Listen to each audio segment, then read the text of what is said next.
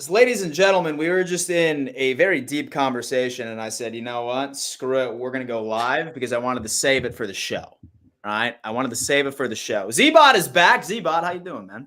What's happening, brother? Missed you guys. Glad to be back on.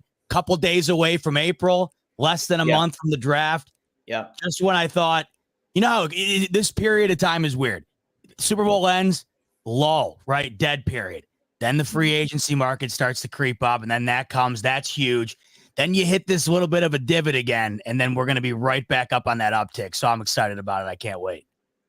The anticipation is building. Kevin, what's up, man? Me and Kevin went solo last week. Still pretty entertaining. We had some good conversations. Some things might change, though. I'm very curious to see if you're still on the defensive tackle train with these third stringers we added.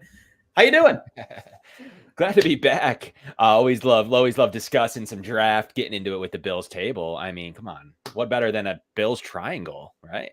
Yeah. That's what I'm talking about. Listen, folks, if you follow #sports on Twitter, or if you follow Mario specifically, please yell at him on Twitter for not being here. We ended up going on ahead.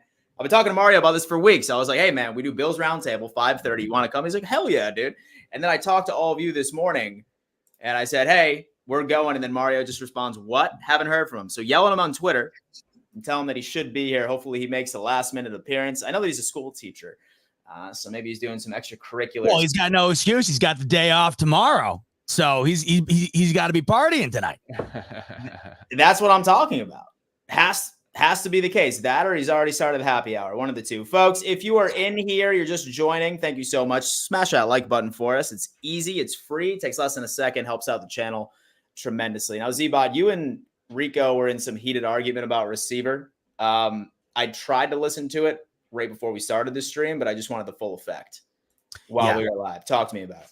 We went at it for about an hour because we were kind of at a crossroads between deciphering whether or not a wide receiver in round one would be an indictment towards Stephon Diggs and his overall stature as the wide receiver one. My main argument was that I think the better wide receiver talent you have on the team, the more that elevates your best receiver and the guy who, of course, your offense is surrounded by in the pass game.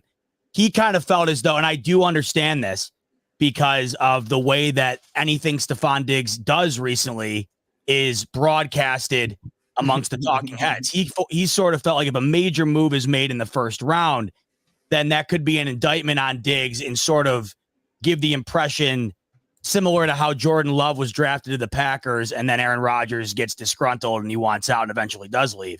I did tell him to that point, though. I said Aaron Rodgers went on to win 2 MVPs, so maybe we get 2 Offensive Player of the Years out of Diggs if that winds up being the case. Fine by me, sign me up. But he was making a good point in the fact that it could potentially be viewed like that. The other thing you have to consider is even if it's not viewed like that by him or by us, certainly there's going to be somebody out there telling you that's how it should be viewed. But the way I see it, if the Bills were to make a major play at wide receiver, not only is it beneficial for right now because you get the most out of Diggs taking less off of his plate, I don't think it cuts into his target share and everybody eats, but also for the foreseeable future. Diggs isn't going anywhere right now, despite what everybody else wants to tell you. But down the line here, there's going to come a day like we just saw the day come with Jordan Poyer and Tre'Davious White and Mitch Morse. We've been saying this for a long time. It's the unfortunate reality of loving the guys on your team. There's going to come a time where you have to say goodbye. And with Diggs being 30 years old, knowing that eventually that time is going to come, right now, you don't currently have the guy in your system that you're farming up to be your wide receiver one. That was supposed to be Gabe Davis. It did not wind up working out. I do love Khalil Shakir, but I don't see that becoming a wide receiver one like we see in this league. So the way that the draft is currently constructed going into this upcoming draft, we know that the wide receiver talent is abundant, and towards the top, it could be generational. So for all those reasons, I would love to see the Bills make a move there if it made sense. A big move trading up would be wild, and I don't foresee it just because of the amount I think it would take. But I don't think you're going to see much better talent at the wide receiver position than we're seeing this upcoming year. Now, the difference between the top and the mid compared to where you find the value to be after those top 10 guys go, that's the question, and I wonder how Brandon Beane views it. When you get to 28, what's the drop-off between there and somewhere in the second round? in regard to talent. So it's very interesting. As it sits right now, I think it comes down to two positions, defensive line and wide receiver, and ultimately it falls on the shoulders of Brandon Beane and what he feels is most needed for this team. But as we know, him and Sean McDermott never turn away from a chance to get another defensive player on there that they can build up to be a beast. They've been trying to do that for a while. So jury's out, and I think that's what makes it so exciting. We're going into this draft really having no clue which side of the ball the Bills are going to go after. And funny enough, I tried reflecting back in the past couple of years of the draft, and I tried thinking of like the unanimous Bills Mafia favorite, like at position. And I can't remember a year where we actually did draft outside of Josh Allen, that is, the position that was everybody was pounding the table for. It was always a damn curveball. And even then, everybody didn't want Josh Allen. You know, the majority of people, even when we wanted it, it wasn't right. I know. Isn't that nuts? And I was a Rosen guy. Mm-hmm. So Kevin, who were you, man? Who did you want like in that draft at QB? Just be honest with us. I was a Josh Allen fan. So I watched his pro day. I was probably one of the only people in the room that were happy. I like Darnold. I did like Sam Darnold as well. Yeah. I didn't see it with Rosen. I didn't see it at all. I didn't see it with Rudolph at the time. Believe it or not, yeah, Josh was my favorite guy. So I had Sam, who I thought would be gone anyways, Josh, and then Lamar. Those are my three. Interesting. But going back to what Z-Bot said as well, here's my thing, right? I mean, obviously, I do want a wide receiver too. Everybody's happy about Curtis Samuel, but as Kevin pointed out last week, that's more of a Deontay Hardy replacement opposed to a Gabe Davis replacement. Still need somebody on the outside. And my concern is that I feel that after Brian Thomas Jr. and A.D. Mitchell, say that both of them are off of the board, and I'm not sure if you guys agree with me on this point, I feel like grabbing a wide receiver at 28 would be a significant reach because I believe there's like a pretty massive gap between those two wide receivers and then where you should be taking somebody that might land in like the mid-second. I'm talking about the Legettes. As much as I love Xavier Legette, surprisingly enough, I'm a Keon Coleman guy. I might be one of the few. He's a super polarizing person, but same thing when it comes into safety as well. I'm not like even entirely sure that I would be thrilled if we ended up taking a safety in the first, if we went with Tyler Nubin. Z, thoughts on that?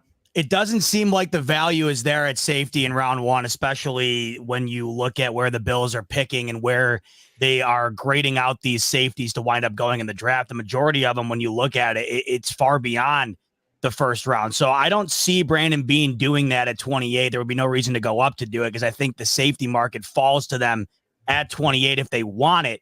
I just don't think you have to do that there. I think you can wind up getting that done in the second or later, depending on how much they are looking to target that early on. But in regard to the wide receiver position at 28, I love McConkey. It just doesn't fit for what the Bills need currently. That's the unfortunate aspect of it, but I do think he's going to be a terrific wide receiver. The other guy I do love, and I'm just a sucker for these Washington guys. I think that Michael Penix Jr. is going to be way better than he's being advertised right now. All of a sudden, J.J. McCarthy, the smoke show that Harbaugh's putting on right now to rocket him up to the second overall in the betting markets, I'll never understand it. I think Michael Penix Jr. is the most underrated quarterback in this draft. I love him. Obviously, I love Odunze. If the Bills were able to somehow pull off the heist of the century to get up and do that, I would absolutely lose my mind. But the other guy I do really like later on is Jalen Polk. I really do like what he could possibly bring to these Bills.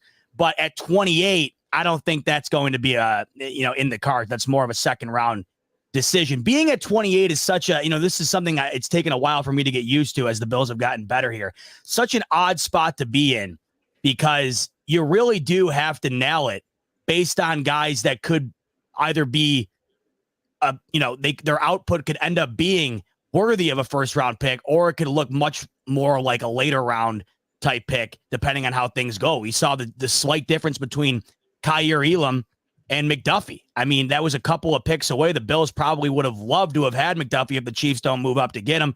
And you see a night and day difference there as far as the production on the field thus far. So this spot in which they draft in is always very intriguing to me because it just feels like it's the toughest spot to be in. But of course, that's why they're there. When the better you are, the tougher it gets. So that's the big dilemma, I think, right now, Dan, what you're asking. It's like, what's the value at 28? Where do they put the value? And if it's not that high anywhere, do they consider even a trade down potentially? They have 11 picks. You already know that there's no way they wind up using all of them. No. Do they try to acquire more to move back there's so many questions at hand right now, picking at 28, depending on the needs that they currently have. Oh, let's start this draft, man. Let's start this draft. I did it super slow just so we could see how the board falls in case any of you are feeling froggy and want to go on ahead and pause the draft, perhaps move up. However, I don't know. Kev, as far as trading down with 11 picks, oh, okay. What's the most likely scenario? Staying put at 28, trading up in the first, or trading down in right into the second based off of priority or realistic possibilities? I think trading up slightly is realistic. Going up a lot is not. I mean, I think right now does your board still have a receiver? One of the top 3 at the moment. One of the top 3. Let's see what we have. Neighbors went at 5, which I think is probably catching some. Okay, they went right in a row. Okay, they went 3 in a row. Neighbors and Marvin Harrison, and then Romo Dunze would go over. Okay. Yeah, I mean, realistically, unless you got to this range and one of them happened to fall for whatever reason, that could make sense. I just don't see a massive trade up. But then I also don't see they have 9 picks in day 3. Trading down, you need two to tango. Someone would need to come up for somebody, and you would also have to fall far enough down in the draft to make it worth it. Trading, back 5 to 6 spots for a 4th. They already have a multitude of picks there. Doesn't make sense to trade your 5th-year option on a guy, and Bean uses it to negotiate. I don't love the trade back strategy, though. If you go a little bit further and you grab that 3, okay, but now you're talking about picking the 40s. And at that stage, you kind of punt it on your first round pick. So we'll see. I ultimately think a little trade up here could be like, say, if Thomas was on the board, I could have seen a little trade up there with Green Bay to hop up for that. AD Mitchell obviously they go runner there. If that was it would have cost them minor move to come up to 25 with Green Bay.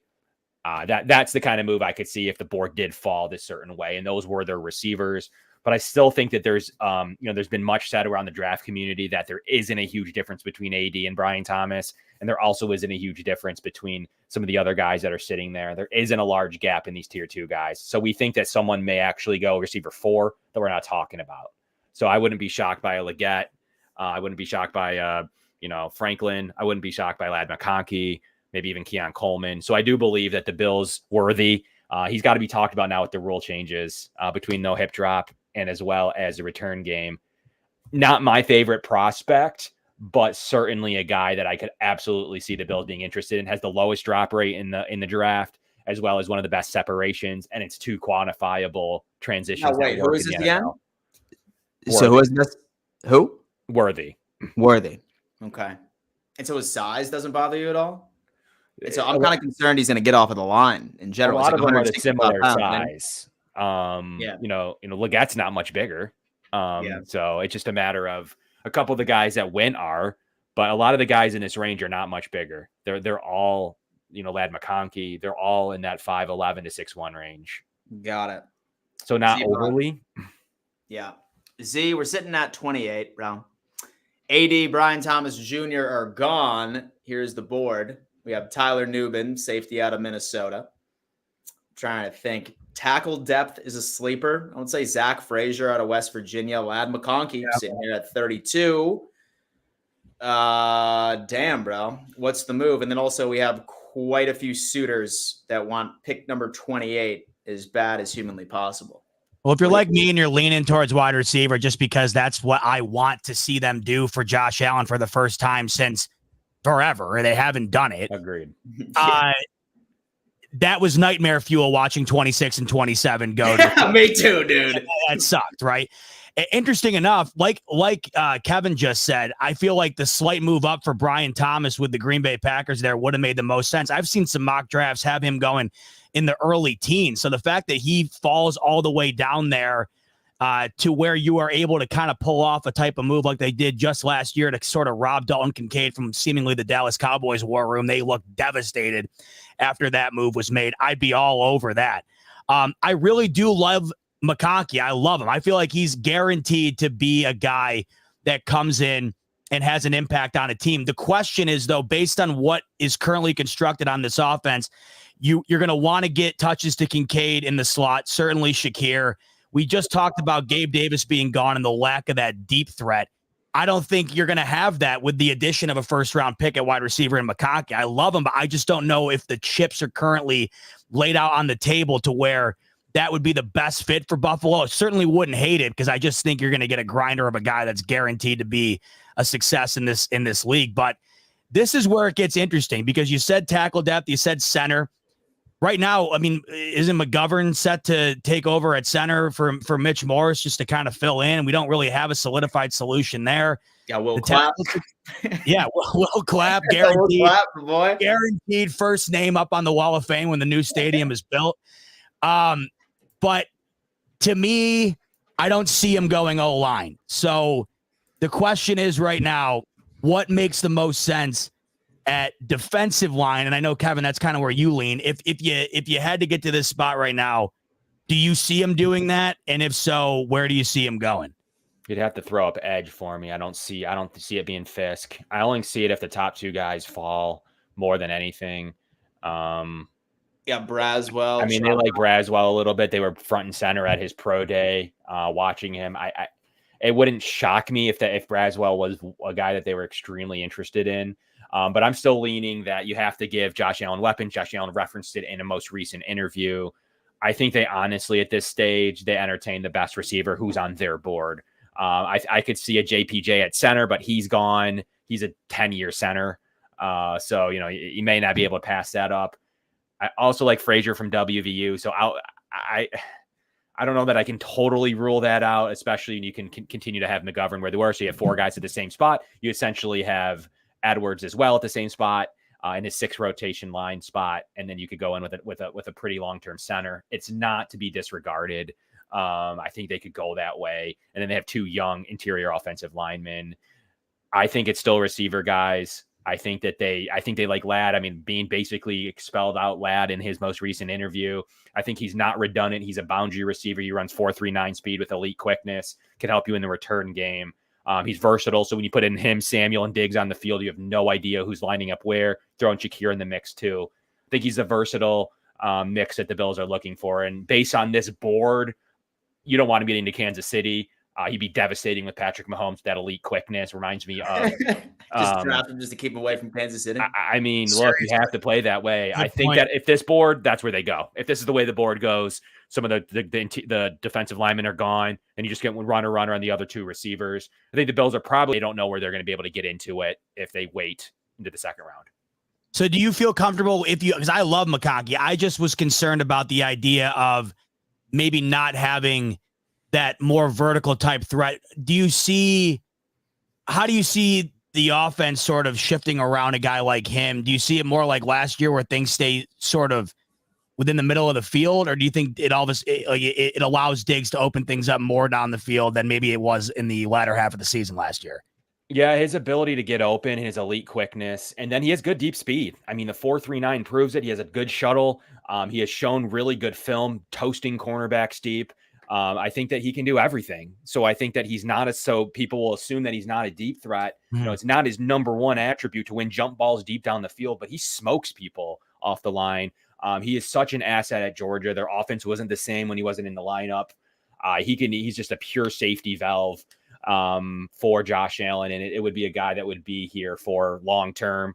And we are only thinking because of Shakir and maybe Samuel is the reason that we're leaning away from McConkey, but versatility and redundancy is not a negative. So when you have them all on the field at the same time, defenses literally have no idea where you're going to go with it. They've already proven to be interested in that with the 2 tight end sets and 12 personnel. They want to continue that in the receiver room. McConkey is going to be a successful NFL player. How high is the ceiling? We have to see, but he's going to be a 10-year receiver. The Bills would like every action of that for 5 years of it at least. So he can play inside and outside. He's a game changer, man. He's going to be underneath. He's going to clear up space for Diggs. He's exactly what you're looking for because then he can go deep and then he can toast you on a deep route from the X position as well. Let me just say something that you said that I had given no consideration to, and now it's all I can think about. Dan kind of laughed at the fact that you draft a guy to keep him away from Kansas City. And I think that might be as much of a factor as anything else. I'm not kidding. The more I think about it, the more they want him. I am with the thought of him being in Kansas City. I'm not kidding. I haven't even given that any credence that's making me sick to my stomach right now. The thought of him just running all over the field on us like Tyreek Hill did, for forever. That is such a great point, and something that I think it should definitely be when you're sitting down in the war room there. It's like when you're trying to kind of edge out, oh, this guy's a little bit more than this as far as where we want to lean. If you're kind of tied or whatever, that to me would be a major deciding factor if you're kind of stuck on where to go, for sure. Is now They could jump us too, by the way. Let's not put that out. It's not crazy for them to say the Bills would probably lean McConkey here if that's the way the board fell. Yeah. Wouldn't be shocked with them trading up to Green Bay, getting it started maybe before Brian Thomas, thus pushing one of those guys to the Bills anyways. But I could see he's the exact fit with Patrick Mahomes. He runs the exact route tree they're looking for. He is the exact opening they have. I would be shocked if they passed on him at that 32. So you were witnessing. So our friend Kevin make me and Z-Bot absolute believers in Lab McConkey right here for a variety of reasons, keeping him away from Patrick Mahomes and the damn Kansas City Chiefs walking into it. But I mean, he's going in the next 5 picks here regardless. In real life, I would assume he's going to go from the 26th spot to the 32nd spot. I'm pretty confident in that. If not higher, if not someone decides that he is receiver 4 in this draft, which wouldn't shock me. Yeah, Force MGM coming here. Go Bills 100%. Not seeing Diggs and Bills after next year 100%. But what I don't see, I see Vaughn gone if he does not do well next year. Hey, man, times are a-changing. Appreciate the super chat, my friend. All right, guys. Listen, I think Lab McConkey's the move. We have a thumbs up on this move. Yeah, I'm the 2 thumbs up. With this board, too, especially. You may even be without this board, but with this board for sure. 2 thumbs up. Now, as far as like double dipping, right? Like, how realistic would you all see us double dipping? Like, maybe like going for a Javon Baker in the 4th as well, or going for a Malik Washington or something. Or go Franklin there. Like, so they took Franklin instead. Yeah, so they go Troy Franklin, who, by the way, he definitely disappointed me during the combine. His pro day, apparently, I guess, was better. And he's tiny, too. He's tiny, too. Most people think he's 6'3". He's not. He's 6 flat. Leggett is right there. McConkey's right there. I mean, so if you're going to get that size, you're going to have to go a different direction than a lot of that tier. Then you're thinking Keon Coleman maybe in that spot. But I think the Bills would make a good move there and proof that keep him away. I do not want to see a long tenure with Lad McConkey. We're all going to be saying Creed Humphrey all over again. It's just not a combination I'm looking forward to seeing if the Bills do overthink it, unless a faller happens. Tell you what, I would be stunned, though, to see Brandon Beane, of all people, back-to-back it on wide receiver. That would blow my mind. But I just feel like I wouldn't be pissed. If not now, when? Like, it just feels like it is time with Josh Allen, and you're currently watching the transition, right, from the one chapter to the next. It just feels like it's time. You've already done it. You're basically 2 for 2 at this point. And we really don't know the potential yet, but you saw it with James Cook exceptionally last year. And I think Dalton Kincaid, we have no idea what the horizon could be there, but we're like 2 for 2 here in back-to-back years. You continue to add on that, and in a current situation that doesn't seem the greatest, a couple of years down the line could really seem like, damn, if they knock it out of the park, they're going to be set up for a while. See, here's my idea with that as well. You look at just how all of our defense was practically in body casts. Yes. Like midway through the season.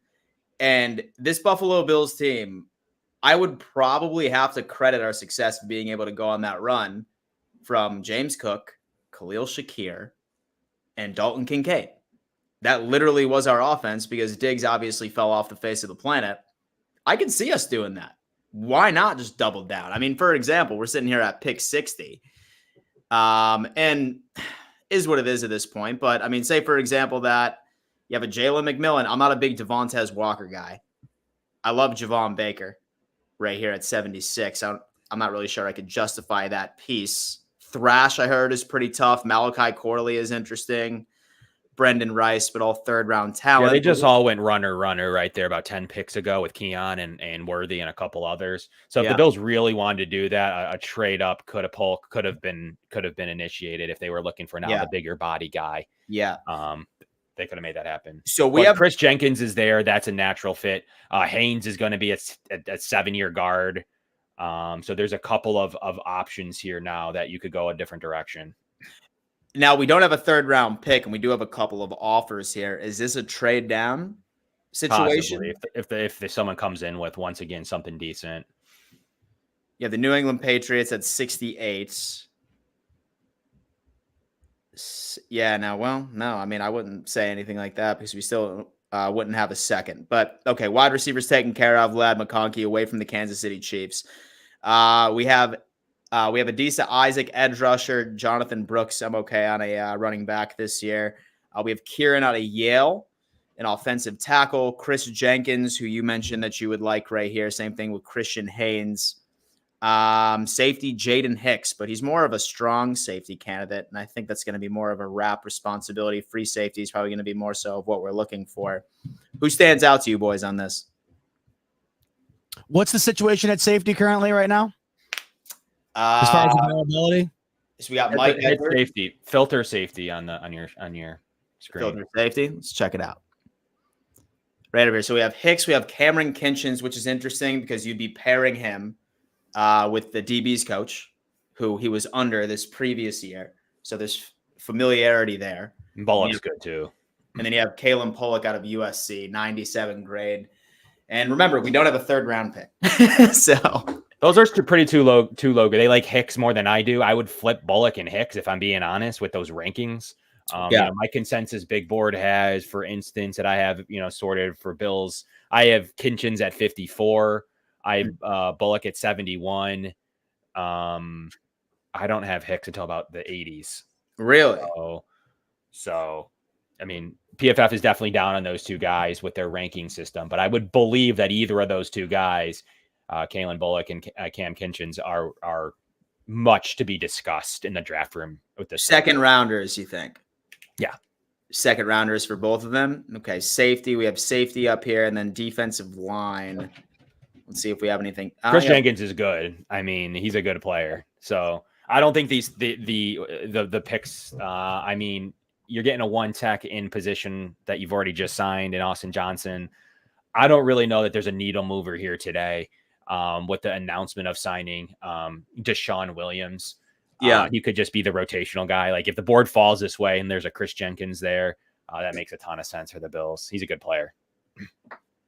If that's the case, then what do you find to be the ultimate solution then for the safety position if it's not going to be addressed in the draft? What do you find the solution to be? Say the season starts next week and the draft falls the way it does and we don't end up with a safety in these first two rounds or whatever else. How do you foresee the situation kind of unfolding as the season kicks off, and who do you see out there with Rat? I think you squeeze a fourth round pick out of it that could come in and compete, so they could get an extreme value with McDermott. So you're thinking of Malik Mustafa, you're thinking of a James Williams, you're thinking of guys in that range that could maybe the next time we come up to pick would be Cole Bishop, depending on how the safety room falls. I think one of those talented guys to come in and make the roster and compete for a spot. And then you have the vet room. Like they still very much like Blackman, as well as, some interesting discussion with Micah Hyde too. So I think it's just a matter of, do they bring in another vet like that could come in and start? Or do they go with a developmental guy like Malik Mustafa, who's a pretty solid safety, who we're going to also be wondering why he didn't get taken earlier, because he will make sense on a team that's DB friendly. Yeah, it's interesting. I haven't heard much about Micah Hyde either in regard to other teams. That's a fair point. After the draft could be a phone call. If this doesn't happen in the second round. But the board is fallen to a way where if they like one of those guys, they can certainly draft them. I mean, I guess they just missed out on, the DB coach as well. He also coached at Georgia. So, Bullard would be a possibility, or Nubin if away the draft board goes. But really, they're all there for the most part. So if they don't like any of the guys currently on the board, maybe they like a later guy. And if they still don't, the option was always going to go get another vet in. That's my opinion.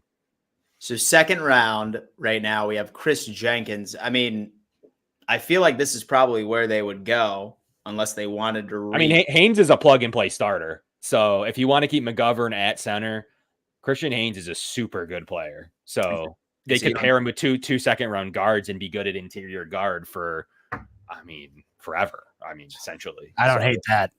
So you don't trust the clock, my friend? Yeah, I mean, I think Mr. Clapp is going to be your 8th lineman on the roster behind Vanguard. Listen, and Edwards. I feel like I like the Christian Haynes pick myself. 6'2", good player, man. Like his driving up draft. I'm going to make a prediction. I don't think he's available here. I think that he's storming up draft boards. He's a starter. He's a day one. He could fall just like Osiris Torrance did, but he's a day one start. Like you're plugging him into your starting left guard spot right now. Okay. So I mean, especially if you feel like the longevity is going to be there for that long. I mean, you can't turn down the idea of in the first 2 rounds having longevity in front of Josh Allen and longevity on the side of Josh Allen. That sounds great to me. And it sounds like a necessary ideology that has not been within that draft room really since Allen's been the quarterback. I mean, I feel like it's a real solid start, I feel like, because you get, like you said, you get 2 starters right off the bat, and then that can blossom into, the potential is limitless, I suppose, but it'll be there for the foreseeable future. And I feel like as it stands right now for these Bills, the perfect blend of being able to get the most out of these young guys while continuously growing into that next chapter once everything seems to kind of make its way out, that seems like it's ideal. Dude, I'm not going to lie to you. As long as McGovern can step up and be serviceable at the center position, so between him and Osiris Torrance on the opposite side, then Deion Dawkins. And it's a pretty tough pick for the Bills. I mean, Jenkins could also be a long-term defensive tackle option, and we got a couple one-year guys still there in an aging presence, and obviously Daquan Jones. So it's not crazy that just because they signed a couple of these one-year deals that they need longevity there too. So realistically, Jenkins is good, and Haynes would be a plug-and-play starting guard. They'd have to imagine playing him left guard. He's played right guard the majority of his career. So, I don't have the scouting report on if the Bills believe that could be the case. I would think they do. But he's been really good throughout the spring and his draft board stock. So pairing him up with the 2 bookends, you just signed Dawkins again. Yeah. And you're probably going to sign Brown. And then you got McGovern under contract for a while. I mean, your line's set and you have 2 guys under rookie contract on top of it. So, I mean, it should be a position you don't have to touch in entirety for the next 3 years. I'll tell you what. I think I'm sold on Haynes right here. Same. Especially because there's a lack of depth there, too. I feel like it just makes a whole lot of sense, especially if you're saying he's rocketing up the draft boards the way he is. If he's there, I like it a lot. Just going I'm being serious. I don't think that in people's real rankings, he would be available there. So makes sense. But he is probably guard 2 right now. So I do think that you see him. He's definitely like a top of the second type of player. All right. So we're going into the 3rd right now. So do we want to try and trade back up here at around what area should we try? It's at the 70th already. And that's if you guys even think that we should trade up in the 3rd in the first place. I am of the belief that I think that we should. For safety, you would. Like, is one of the 2 guys still there? Shit ton of, 6th and 7th that we could throw around. I mean, there's no way he's using all these picks. So you have to feel like if you're gonna make a move on him, this would be the time, right? Take it a little more. Is the safety position still is the board? I'm not sure. Can you see the board? With PFF for some reason I can't see the board unless it's our pick. And so unless I'm wrong, I mean, we saw Hicks is gone, Fisher, Junior Colson, Adisa Isaac.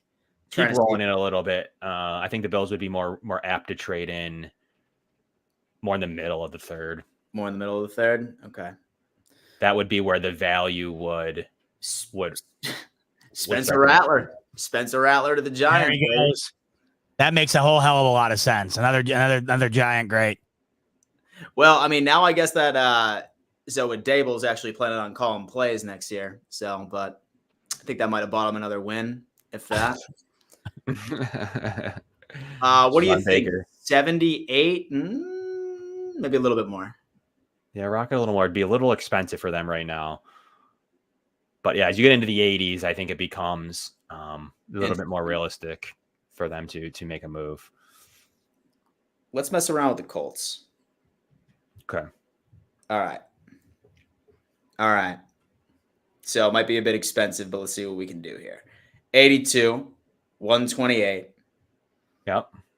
Let's try. I like to keep some of these fourths. Try 160. Okay. 189. Not moving at all. Yeah, wow. Yeah, they're not overly interested. So you're gonna have to go. You're gonna have to go to 144 because you're not even moving the meter. Not even that. Jeez. They don't want to trade it apparently. So I'd maybe roll a couple pick. Oh. Yeah, but that's including a whole. See, it's still pretty expensive at this stage. You're probably looking a little bit later on in. I mean, you would have to trade essentially your whole thing there. They clearly wanted Thrash. Like Corum. Steelers take Michael Pratt. And so another quarterback. Texans. Let's try that.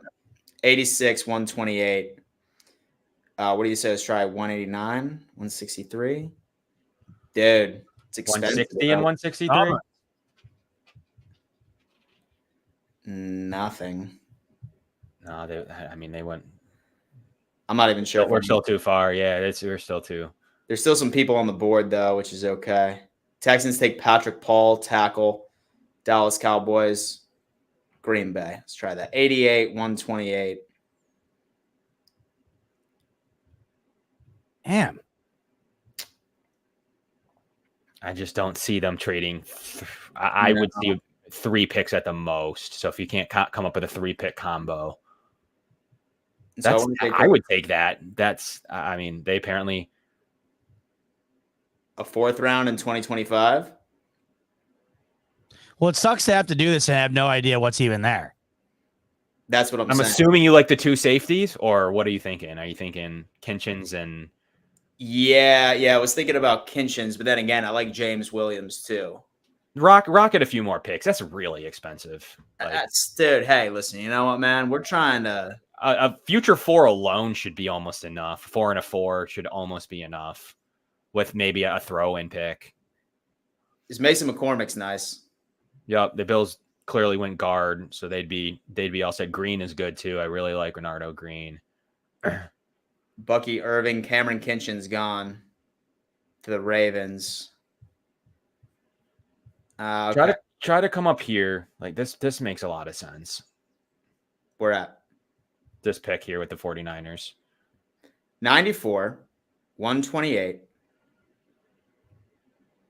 144, and 60% chance. 56% chance with 163. Are you coming up for Jalen Bullock? Who would you? I think Bullock would probably be the move here. And so unless there's anybody else that isn't off of the board that's sticking out to you guys. I feel like if they do this, it would have to be for the safety spot. Would have to be. And Bullock's still on the thing. Let's just offer it and see if they take it. Trade not accepted. Try 160. If they don't, just roll a couple more. All right. There it is. Here we go. Kalen Bullock at 97. You have Jeremiah Trotter, linebacker. Interesting. What's he all about? He's a coverage guy. Good player. I mean, yeah. he definitely. I don't think he would. I mean, I think the Bills will consider. While they just traded away a bunch of picks this year, I thought they would have considered a linebacker. But yeah, as a single high elite safety, like, especially cover 1, cover 3, the Bills play. He possesses elite range, is an impactful single high safety for any defense. His range is absurd. Good 6'3", 190. Good player. I think Kalen Bullock's the move. Yeah, they probably wouldn't made this trade without someone there foreseeing starting. Yes. So yeah, and Bullock, if that is the pick, or Kinchins, let's just say, could have been either. They probably would have came up a pick or 2 earlier if they like Kinchins. So either way, I do believe they would have probably came out with one of those guys. Kalen Bullock, man. I feel good about that. I feel really good about that too. I like how this is going so far. I'd be satisfied as hell with this. Yeah. I mean, so far, Lab McConkey, and then of course you end up getting Haynes at the guard position, and then here we are. Cooper Beebe being there hurts my heart because he's definitely the next guy, like after Christian Haynes. So, but you got an elite speed guy. from Louisville that you could take here. Isaiah Adams could be a really good depth tackle. So it just depends. Here's going to be a tough spot. They just were Cedric Gray. They were just visibly at his pro day, a couple slots above you there. Dude, I love this dude. Yeah, they would have to go D-line. They brought him in for a top 30 visit. They've neglected D-line to this point in the draft. Yep. I think it would be pretty much a slam dunk they're going to add to the D-line here, especially trading all those picks. I like it because we're sitting here at 133. Our next one is at 163. Yeah, they'd have to go D-line D-line at 163. I'm taking Christian Boyd. And so you familiar with this guy, Z? I am not, but I'm all for thinking D-line here because, like Kevin said, that was a possibility in round 1. Getting all the way to round 4 now and not having addressed it, it definitely feels like that's the They brought him in for a top 30 visit, too. Gotcha. Yeah, he is. Yeah, dude, he's absolutely depth out when it comes into it. Rolling on. So that's going to be pretty much it for the guys that'll play at this stage. So now you're just looking into to throw some possibility darts. Yeah. And then afterwards, let's see who's on board here. You got Luke McCaffrey. Double dip with him. I mean, double dip with Luke McCaffrey, man. I think it's a smart decision. He can do a lot well. He's got the pedigree. Listen. I don't feel like this is a bad draft at all, boys. I don't hate this at all. I would be B minus. The C though. What's up with the C with Haynes? C with Haynes. Not loving Haynes. It's probably because they're going to go off of your value in terms of like they got a good value on and they don't think we need him, right? So got it. They're going to rank it because they're probably assuming we have Edwards and McGovern starting, but so did we last year. Everyone thought that Bates was entrenched. Ultimately speaking, and plus that he is not the 64th ranked guy on a board. That's so low. Like I've seen him into the 30s and 40s at the moment. Damn. So with that in mind, I mean, I'd sign up for this, man. No question. Fast, like, okay. So we basically have 3 like route tree experts, maybe even say that you want to throw Kincaid in there as well. You have 4 all over the field. Speed is there with Lad McConkey. You're probably going to be drawing doubles off of Diggs, which is going to be almost impossible. Solidifying the offensive line. Hopefully Haynes can adjust the left guard.